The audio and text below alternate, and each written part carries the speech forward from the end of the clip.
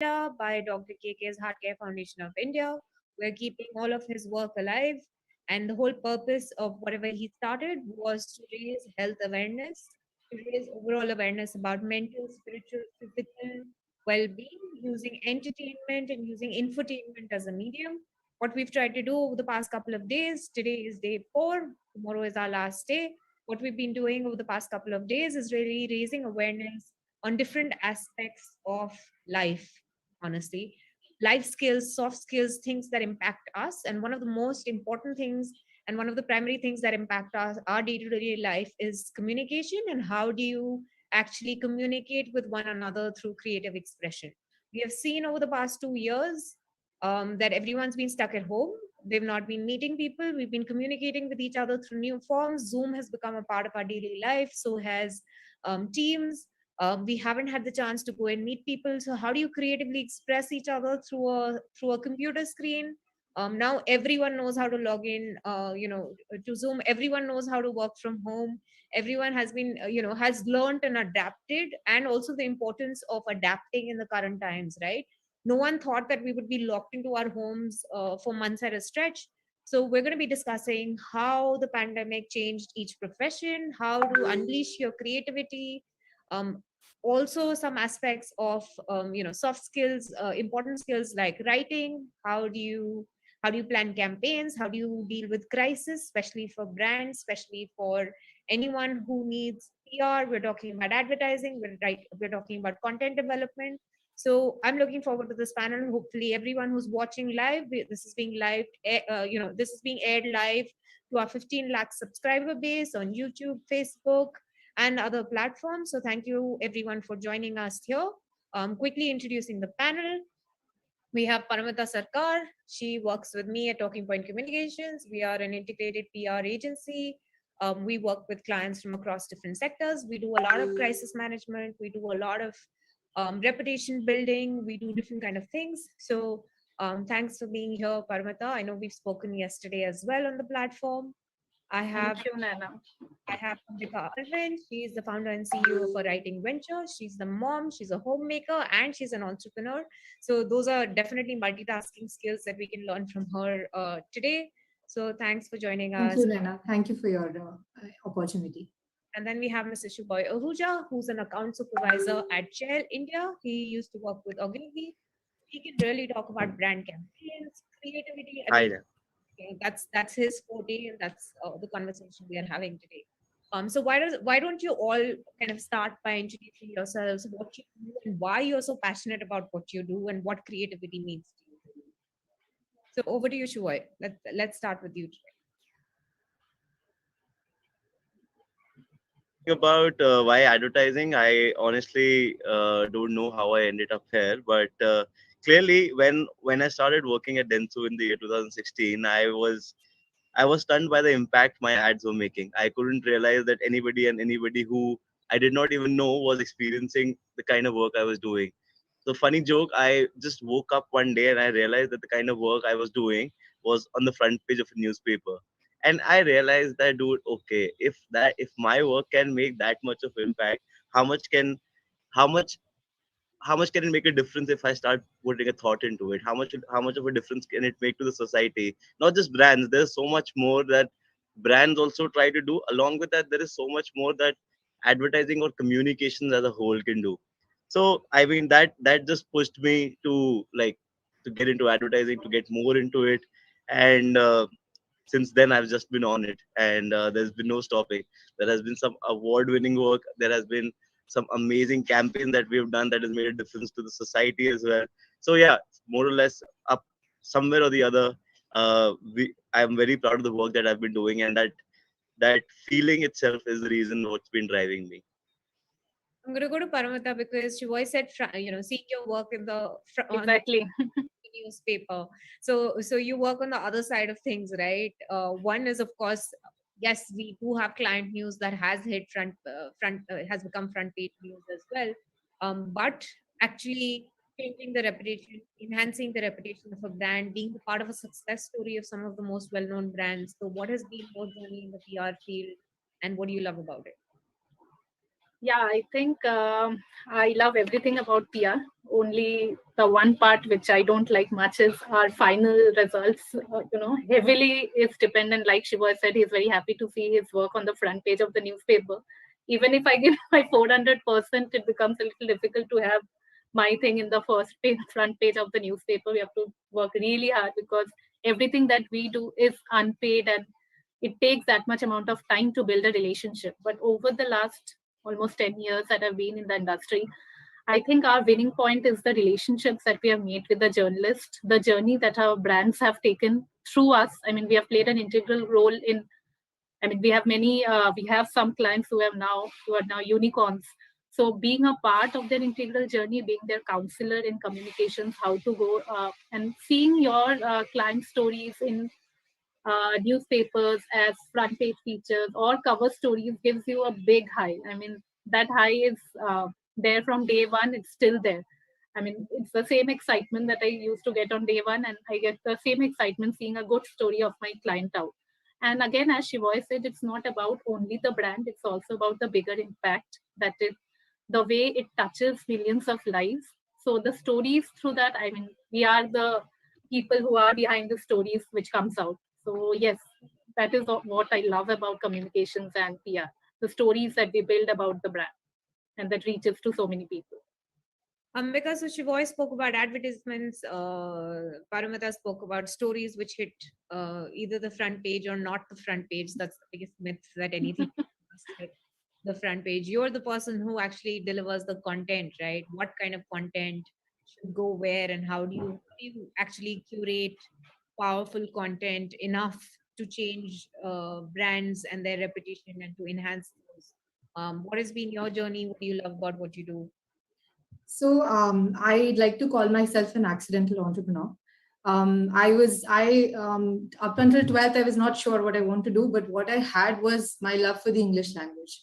Call it, something developed by my English teacher from class 4, the way she taught the subject. But in 12th, I had to get into, earning for the family due to some reasons.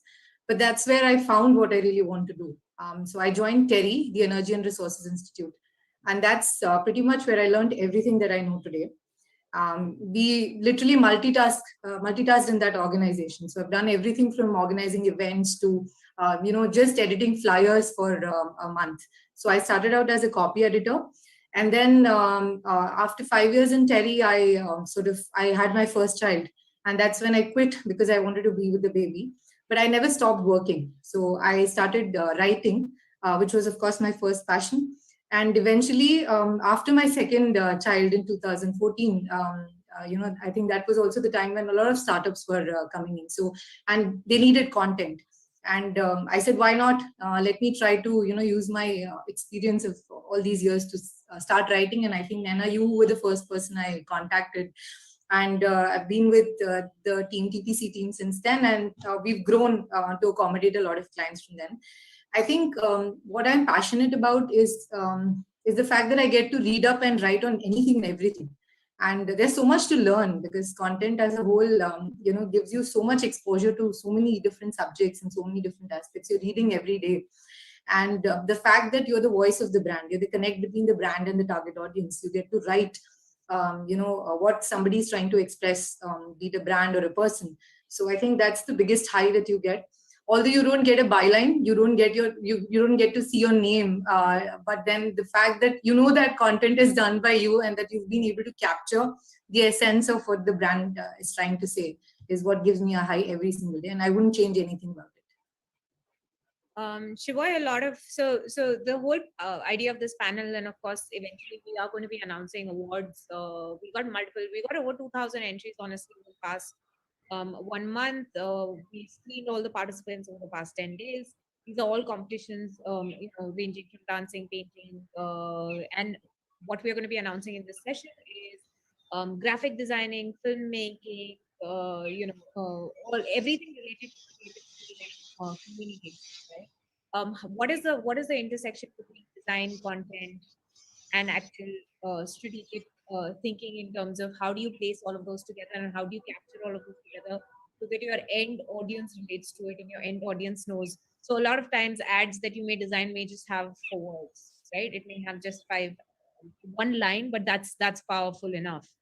Yeah. So how do you get there? How do you create that sort of a brand perception? How do you create that brand connect? What goes behind any of the ads or video campaigns or anything that is produced? What goes behind it, and what are your tips to the people who are watching here who may have sent their entries? How do you unleash your creativity? How do you build better So campaigns? honestly, it's there is no method to this process, and we all know it. Everybody who's into the creative field, they know that it just happens while it's happening. So, but yeah, in advertising, obviously there's a science that's been put together now. So you start with an insight, you move into what works from a product truth, then you find the bridge between the product truth and the insight, and then we come out with the creative campaign line. So for example, I'll just give you one of the example that I've worked on very recently. It's quite 3 years ago, and we were working on the brand Center Fresh, and we had a product which had mint in the center, and we wanted to say that it's going to be, it just makes you feel confident about yourself. So how did we want to like talk about it creatively? And we all were challenged. We thought of multiple lines, "Andar mein hai kuch baat" and all those things. But we realized that, dude, if it gives you confidence, then it has to be right by your side as a companion. So we just turned the tagline called "Tazi saas hamesha rakho paas," and it's just quite simple. It's quite direct, and yet we were just surprised that how did it come. Now the surprise here is that somebody just said "Tazi saas hamesha rakho paas," and the science worked backwards, and we had no clue of what we were getting into. Once we heard the line, we all kind of vibed towards it, and we thought, okay, yeah, this makes sense. And then it's not necessary that there's always a process, there's always a way to achieve it, but sometimes you just say something and that becomes an idea, because once it resonates with other people, it kind of becomes good creative piece. And I think that's what is important. It has to, whatever you're working towards, it has to resonate with other people and the people that you're showing it to. Otherwise there's no, like, I mean, there's no bad art. Whoever's tried doing it, they've literally put some thought into it. And if it connects, great. If it doesn't, it's okay. I mean, there's going to be definitely something else. Another very important thing that I learned at Ogilvy, and that it's one of their core values, it's called divine discontent. So what divine discontent, I'll just take a minute to explain this, while, because I'm sure it isn't that familiar. Divine discontent primarily means that, if you have achieved a good idea and you're not very happy with it, there's one more chance that you have to give it. So that urge to give that one more chance is called divine discontent. And this has been like, this is something, there's a core value that, Ogilvy tries to implement in all of their employees, and they say that, just give it that divine discontent once before you sell the idea. So I think that kind of pushes you to think within. That's one idea that you're thinking within, and I think that is the idea that comes out and is resonated by other people.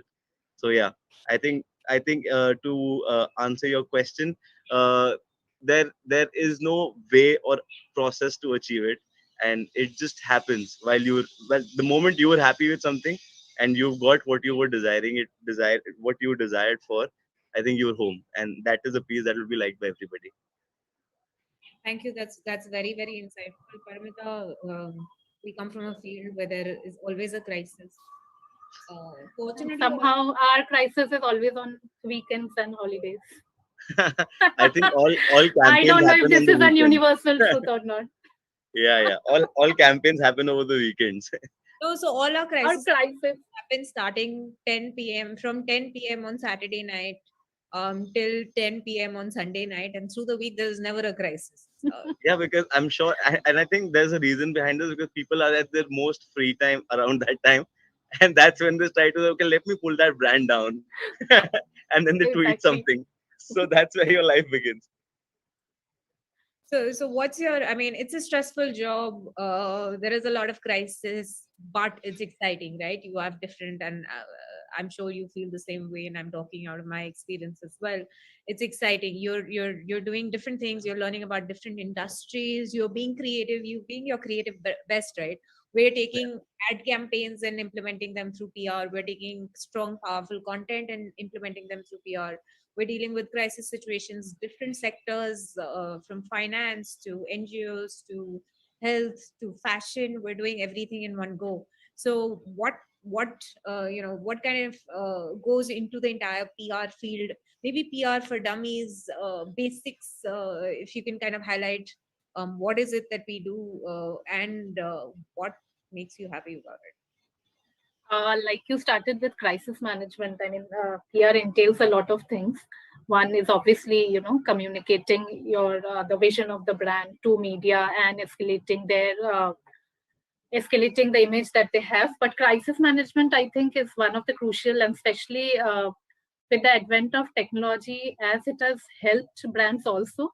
A lot of things have, I mean, it has also, I think, led to a lot of crisis situations that can take place because of social media. Now everything is very accessible, but on the other hand, it can be detrimental too. Like Shivoy said, like people can suddenly tweet something and it can become viral and it can lead to a crisis situation.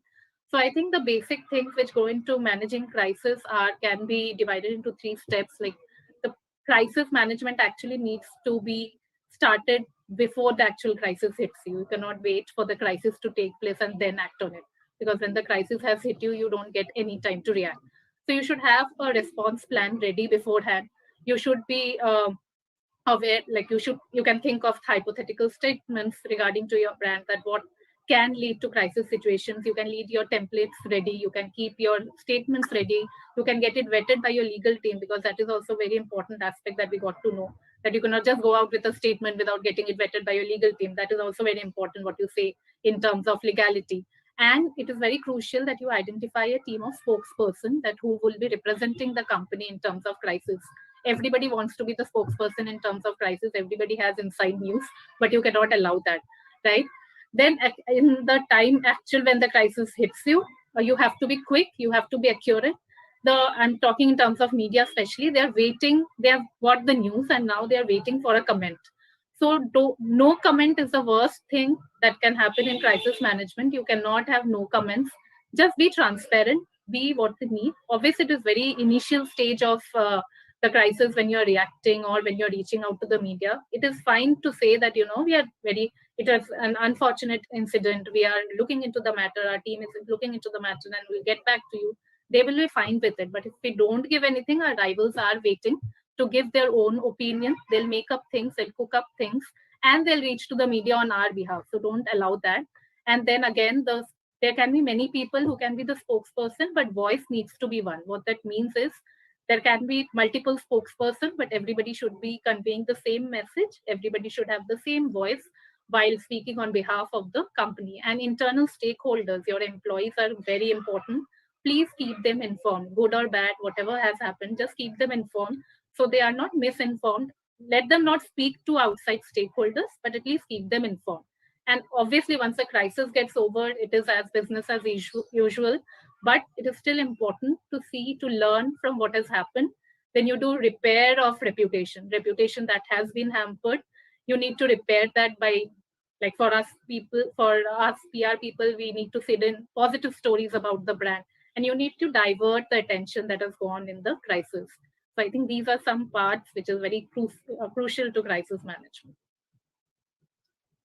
Ambika, my question to you is, I've been hearing about technology, how AI can help you write, right? Mm. There have been all these new technologies coming in from across the world, trying to remove human intervention for blog writing and for other kind of content. Of course, I strongly believe that you still need physical writing and physical ideation. Technology can't just completely replace content writing or ideation, and you have to customize per company, per brand. So, what is the ideal integration between technology and content and otherwise? See, Nana, the brain has to be yours. Ultimately, AI can help you with the grammar check, proofreading. It can help you with the plagiarism check, everything. But the brain has to be yours. I think you dive headlong into the topic. You write, you do a Google search, but you can't parrot off what is already out there. Like you need to have a fresh perspective, and that fresh perspective can only come from your mind.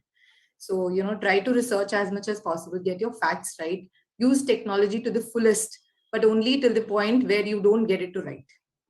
So that's I think the ideal integration between technology and your writing skills. Why, what according to you would be an important, which are the important elements for a good campaign strategy, right? How do you think of the larger campaign that resonates with the audiences? What are some of the most iconic campaigns that you worked on, and how what was the thought process behind it? I know you gave us one example of how you came up with a tagline, Sure. uh, but from different fields, right? And again, coming back to the fact that we also have students logged in, we have nurses, we have college medical students, we have school students from grade primary, middle, senior. We've got so many people sending in graphic designing. They've done graphic designing, they've done filmmaking, they've done photography. We've already done one session where we announced some of the winners, and now we are announcing some more winners. So all of these aspects together is your field, what you do, and how do you actually take that campaign forward and bring it forward. So Your what's your sort of message for them, and some key campaigns that you worked on with example? yeah. So I think touching upon the closing in and like being at home aspect of what you touched upon here, I think one good thing that has happened while we've all been closed in is that minds have opened up. We guys have started thinking beyond what we used to. We were all driving in that one direction, which has kind of changed now.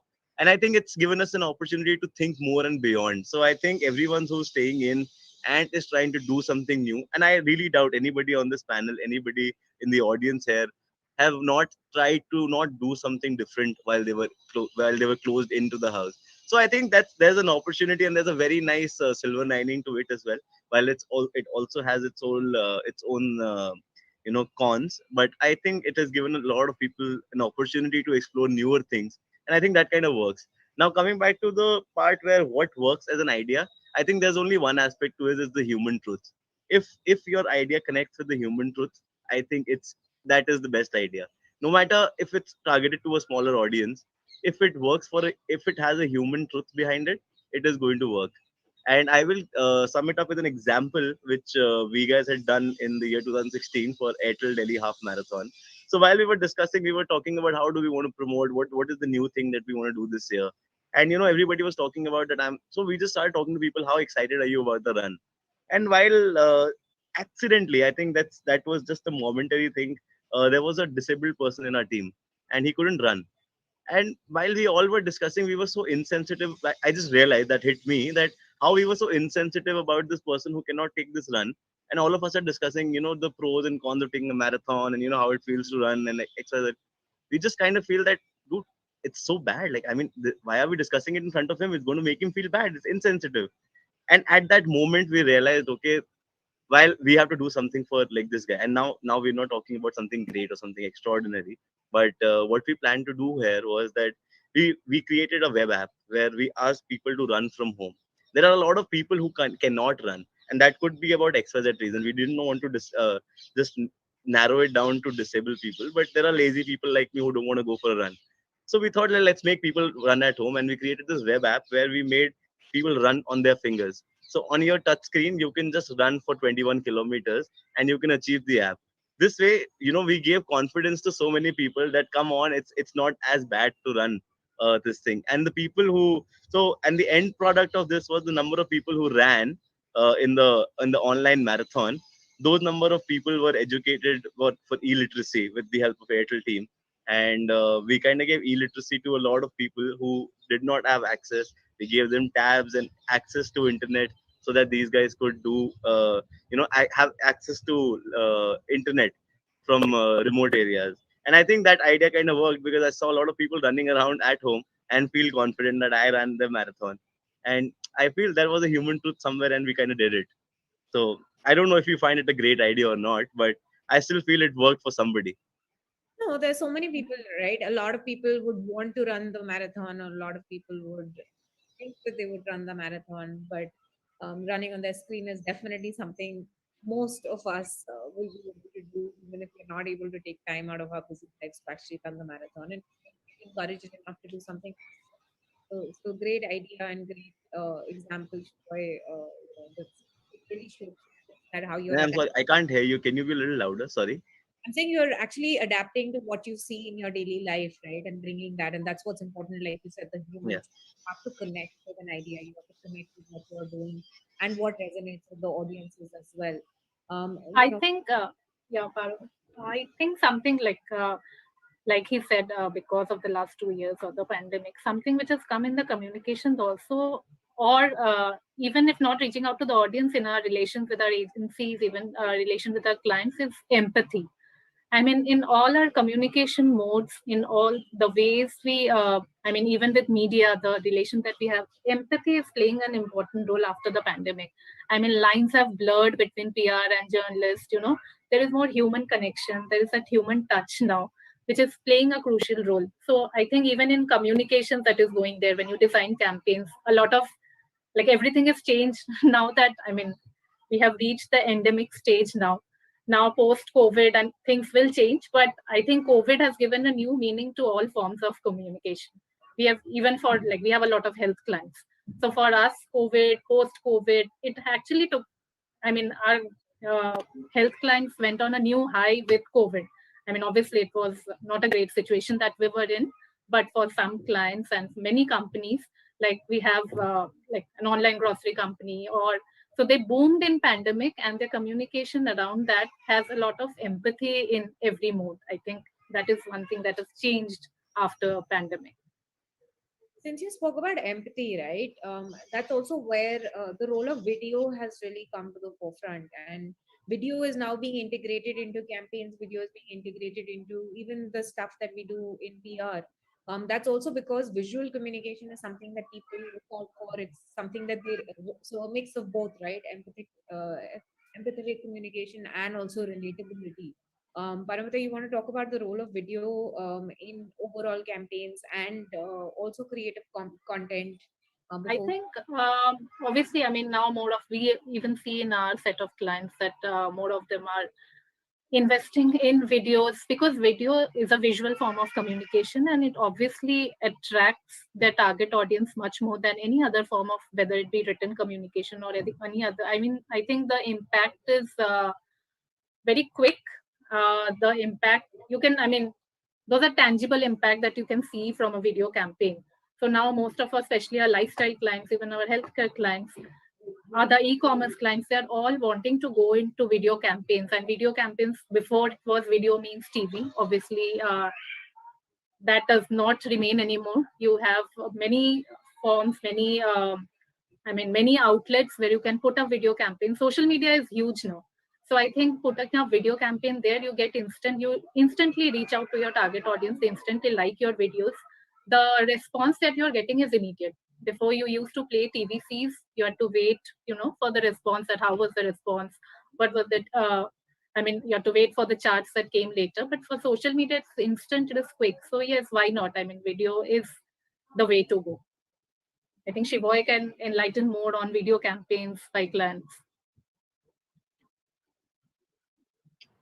So about the video campaigns, why? Well, I'll be honest, it's kind of become a hectic job now. But as much as we like long format and log format to communicate, and videos are always special because they kind of hit you better. But somewhere there is a charm in those static ads that we used to do. In my previous role, I used to work a lot on the advertorials where we used to do the long format ads, and we literally wrote some 2 pages. So I kind of miss those as well. There's a charm to it, but not everybody can do it, and I don't think that's the flavor of the generation, and nobody can copy it as well. So I mean, while the video format is doing very well, we are also in a process of changing these times. Everybody is consuming more and more content. There's a lot more responsibility given to everybody who owns a smartphone now, and I don't think everyone's utilizing it to its best. So I mean, it's a challenge, but it's great. But I have a very different feeling about it. So I don't know. I don't like it as much as the people around me and the category likes it. I somewhere agree with Shivoy there. There is a beauty to long format content. The kind of content, I mean, people have the attention span. I mean, very, very short attention spans. They don't like to read. And somewhere the whole feeling of putting the pen to the paper is missing for me as well, because I'm very old school when it comes to content. Content is still king, of course, but the definition of the word has changed. The variety of formats and the platforms available are changing, of course, to meet the needs of the current generation, or maybe even the times right now. So yeah, but long format will be the king for me always. Yeah. Ambika, over the past decade, blog writing has become very, very key. A lot of companies are bringing out content, what they believe in.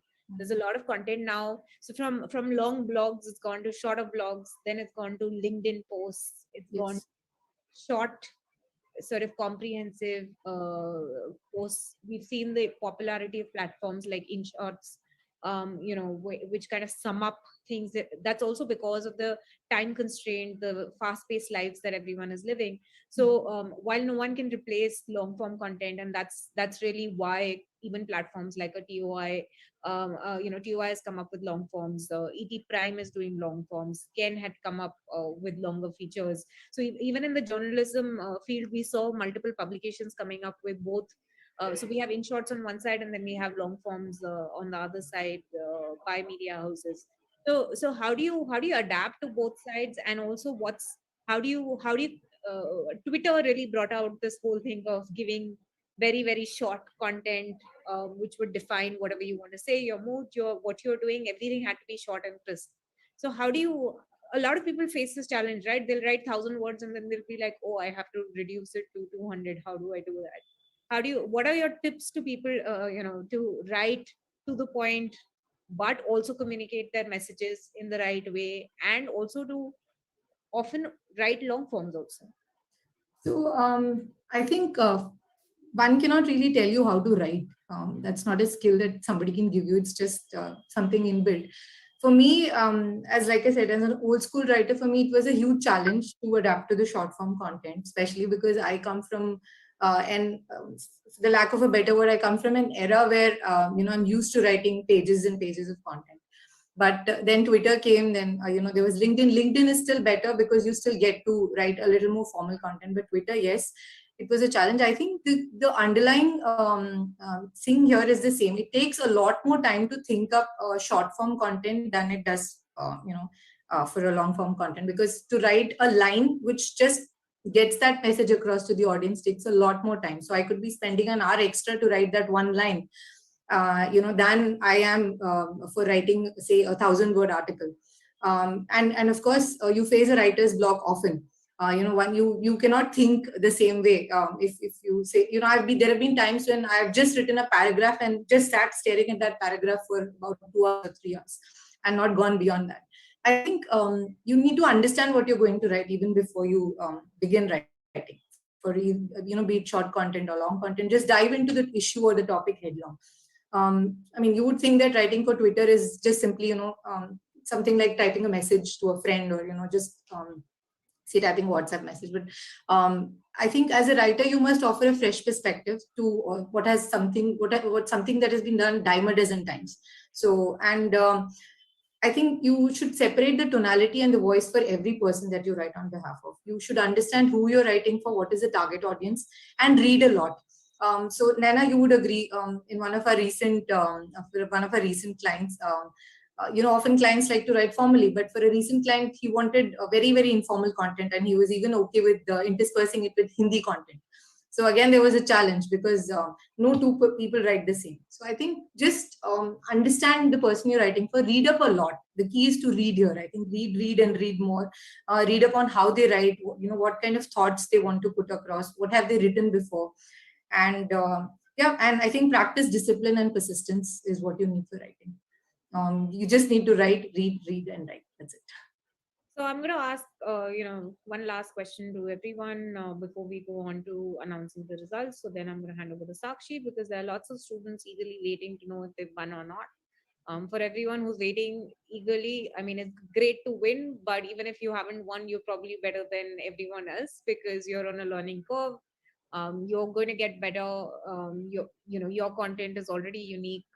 So it's not really about winning or losing. It's about the fact that everyone made an effort, and unfortunately we had to choose winners. Judges also have their own criteria, so we will keep announcing awards through the days till tomorrow. We are also giving out special jury special awards and others. What are your top 5 sort of tips for everyone watching here? Top 5 tips on on enhancing your creativity. How do you overcome a sort of writer's block? How do you overcome a creative block in your mind, what are your five top tips per person? If each, why maybe we'll start with you. I think one very key aspect of starting out and improvising on your creativity is to observe. You have to observe each and everything around you. The more you observe, the more content you have already. So there's a lot of currency for you. I might not have five tips, but I think one that I can communicate here is definitely to observe more around. As Piyush Pandey also rightly said in his advertising book, The Pandemonium, he said that if you look around, there's advertisement all around you. So you don't really have to do anything or do go around anything. Just look around. You'll find so much content, and there's so much to get inspired from. Ambika? So yeah, I also may not have five top tips to write honestly, but I think Combined, just come up with five. okay. Let's see. I think, as I said at the outset, read a lot. I think just keep yourself updated because the kind of writing, especially the ones that that we do in our venture, requires a lot of knowledge on what is happening out there currently in every sector because we're literally writing for every sector. So it's important to know what is happening in the industry and adapt to writing styles, adapt to clients, adapt to their needs and requirements, and then just dive into the topic completely. So you may sometimes especially with the PR agencies, when we work with them, the deadlines are really minute. So we're sometimes writing a thought leadership piece in say under an hour or under half an hour. But I think it that skill develops over time. It's not something that you develop overnight. You need a lot of persistence and practice for that. So if you're starting out as a content writer, do not dive into very serious content right away because you need to have a lot of practice to write that kind of content.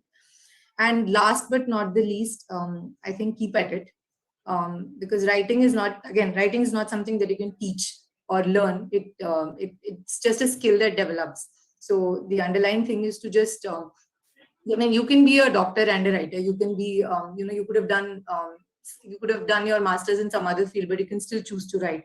But I think the key is to be able to put and articulate your thoughts in the right manner. And I think those are my four top tips. Other than that, yeah, I think those are the top three tips. Paramita? Yeah, I think because I've already said some of the things might overlap, but yes, for PR too, one is be know what is happening in your industry. Otherwise, also know what is happening around you, because then only you will be able to strike an intelligent conversation with your client or with your journalist. So give them ideas. You should be knowledgeable. You should know what is happening. Only then you can suggest them something. Otherwise, you can never you will never have that position where clients look up to you. Okay, you suggest us, because we should know what is happening and accordingly suggest solutions or the way forward. Then second is keep learning about research well. I mean, even when you're not working, when you're just browsing through your social media handles or you're browsing through what clients are doing, see what others are doing. I think can get some great ideas that, okay, fine, we can also do this. Maybe we were not thinking on those lines. So get inspiration from all around. That is very important, getting inspired. And for our field, I mean, persistence is very important. I mean, we have juniors who had just entered, who are freshers. They were like, very other day, they were said, why are journalists so mean? Why are they so rude to us? I'm just doing my job, I'm just calling them for stories. And they were like, don't call me. So it is very easy to get demotivated in PR. I've seen many people who have left PR, who have left the communication field because they did not expect the kind of response they got from the other side. But deal with it slowly and steadily. You will have that relationship with that journalist. And to build that relationship, you need persistence, you need good knowledge, you need to understand that what they need. Put yourself in their shoes. They are getting 100 calls in the same day. So obviously they'll get irritated, they'll get frustrated, but deal with it, understand their situation. Obviously don't I mean, I'm not saying that you keep begging journalists. Keep your stance, be firm on what you have, but yes, understand, be a little more empathetic. That is what I think will work in PR, and that will work, that will take you places. So yes, persistence is very important in our field. Don't expect overnight results. You will take time, you will take years to build a brand. because our results are not tangible. I mean, many of times clients, I mean, they want tangible results out of PR. They need to understand this is not marketing. I'm not doing a paid advertising. This is something that will help you build the reputation of your brand over the years. So trust us, give us that time. We are there with you. And yes, we will take you and we will help you achieve your vision. Just be there. So yes, I think that's all from my side. Thank you. I'm going to end the panel and go on to the results. So I'm going to ask Sakshi to take over. Thank you so much, Paramita, Shivoy, and Ambika for joining in. We are on the second last day of the 28th Perfect Health Mela. We'll be back tomorrow for the last day. Please keep supporting us. Stay healthy, stay fit. Thank you so much. We hope to see you guys soon. More panels that we do across categories. We do multiple sessions weekly almost. So while this 5 day event will be over, we would love to do a workshop with all of you, school students, college students. We'll keep connecting. Thank you so much for joining us. Sakshi, over to you. Thank you, everyone. Thank you. Thank you so much. Thank you. Thank you, Naina ma'am. Thank you to our esteemed panelists. Now let's move on to the awards. So before we begin, before we declare the awards for photography, blog writing, and graphic designing, we would like to share with you the jury special awards for fashion designing. So after that, we can declare the results for other categories. So congratulations to Ram Manohar Lohia College for getting the jury special award in fashion.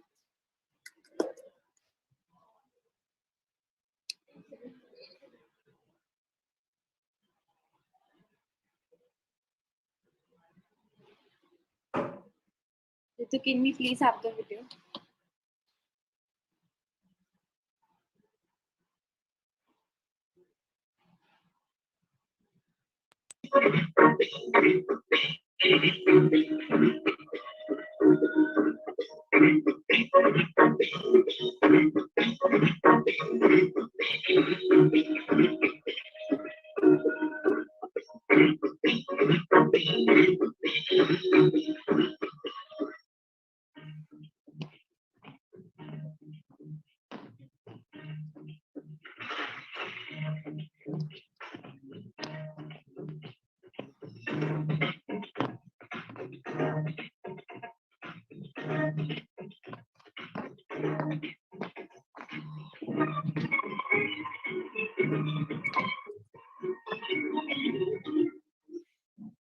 वो तो बंद करो uncle.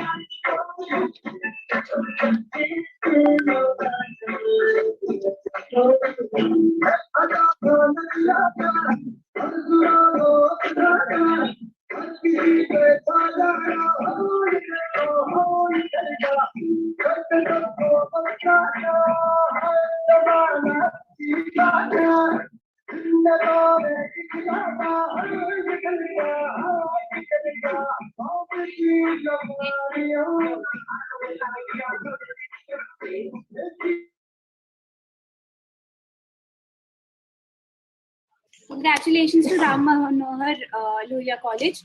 We have one more consolation for fashion, but we will, to retain the suspense of the Mela, we will announce it tomorrow. So let's move on to the uh,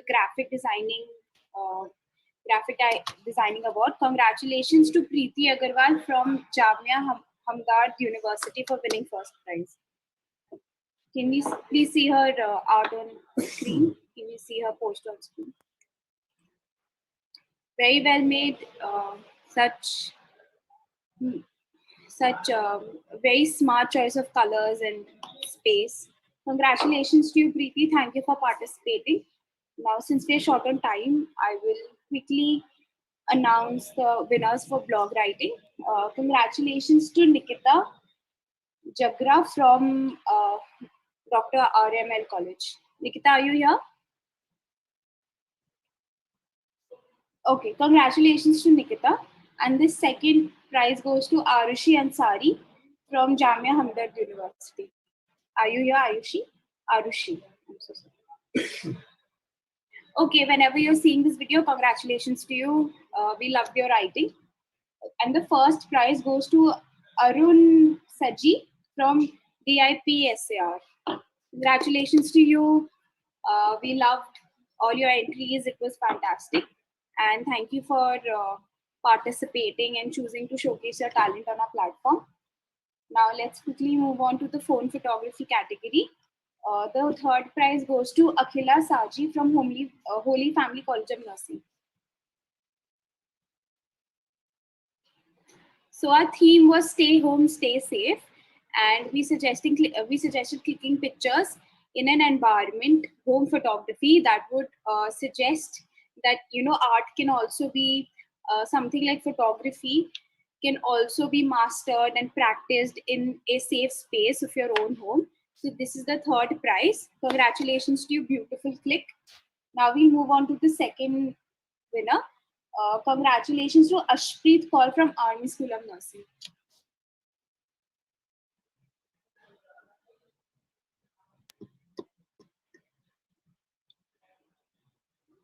That's such a innovative and very depth. I find this click with a lot of story behind it. Beautiful click. Congratulations to Ashpreet on coming second. Now let's declare the winner in the category phone photography for Divya Jyoti and Masti Medico. Congratulations to Divyanshi of College of Nursing, AHR and R.